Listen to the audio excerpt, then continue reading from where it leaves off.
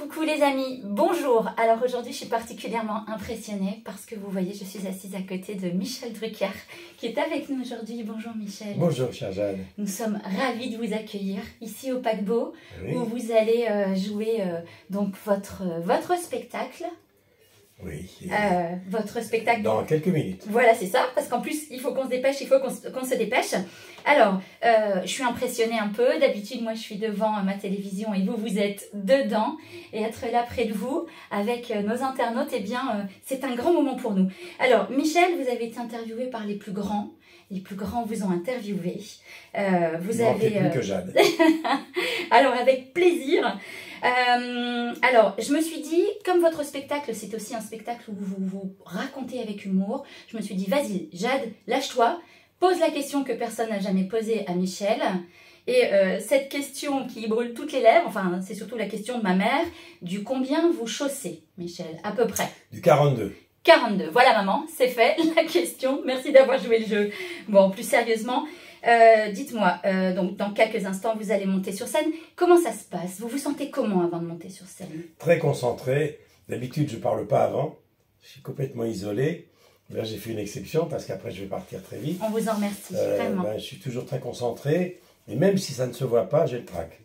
Vous avez le trac? Toujours. Après toutes ces années, Oui. Toutes les personnes que vous avez rencontrées, Toujours. vous avez toujours le trac. Donc ça, on dit que c'est plutôt bon signe, c'est plutôt bien, parce que comme ça, Il n'y a pas de public particulier, tous les publics donnent le trac. Bon, alors, une énergie débordante, 1h20 de spectacle. Oui, un peu plus, ça dépend. L'interactivité avec le... Non, il faut que je fasse attention, mais j'ai tendance à être toujours beaucoup plus long sur scène. Surtout, je sais que le public du Nord est un public chaleureux, mais le spectacle, il faut respecter l'écriture, car c'est moi qui l'ai écrit, et c'est vrai que 1h20, c'est pas 1h30. Bon, très bien, en tout cas... Il faut que les gens se disent, ah, on serait bien resté encore un peu. Oui, c'est vrai, comme ça on reste un petit peu sur notre faim et on a envie de exactement. revenir découvrir Michel dans le spectacle suivant. Alors, votre truc pour garder la forme? C'est dormir, tout à l'heure j'ai dormi un petit peu, c'est pas trop manger, c'est avoir une vie très très costaud. J'en parle sur scène quand je rends hommage à Johnny d'ailleurs, parce qu'il me posait la même question. Et surtout ne pas se prendre au sérieux, mais faire son métier très sérieusement. Bon, alors Michel... Et garder l'humour. Dites-moi, garder l'humour, ça je pense que c'est le maître mot et ça va être tout au long du spectacle. Parce que j'ai vu le petit teaser, on n'en dit pas trop quand même à nos amis qui vont vous découvrir dans quelques instants. Comment on fait pour gérer une notoriété comme la vôtre? Parce que moi par exemple, quand je vais acheter ma baguette, il n'y a pas d'émeute dans la rue. Mais vous, comment vous gérez ça au quotidien?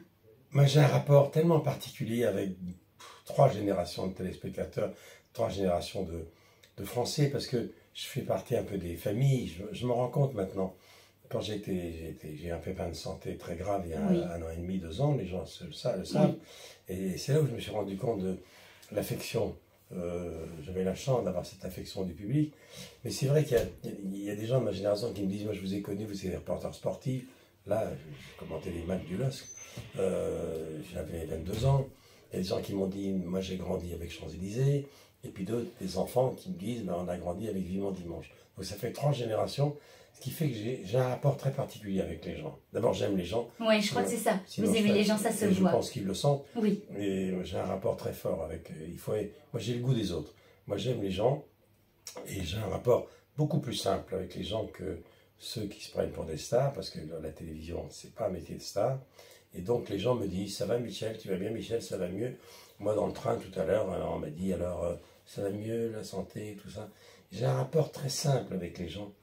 Et j'ai toujours fait mon métier le plus sérieusement possible. J'en parle d'ailleurs à la fin de mon spectacle. Mais sans me prendre au sérieux. Parce que ma mère m'aurait tiré les oreilles. Une dernière question, si vous permettez, Michel. Alors, vous êtes animateur télé, animateur radio, acteur, journaliste, producteur, scénariste, humoriste, bref, un palmarès de fou. C'est quoi la suite?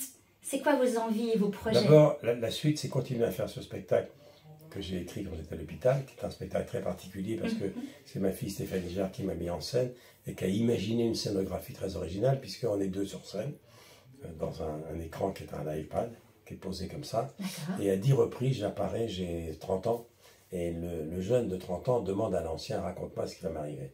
Donc je dialogue avec mon double, ce qui est très troublant. Et ça n'est pas un hologramme, c'est pas un avatar, c'est pas du morphing, c'est pas des images de moi d'il y a 50 ans détournées. Alors, je laisse les gens essayer de découvrir comment on a fait. Avec Alors, plaisir. le prochain, c'est continuer à faire de la scène.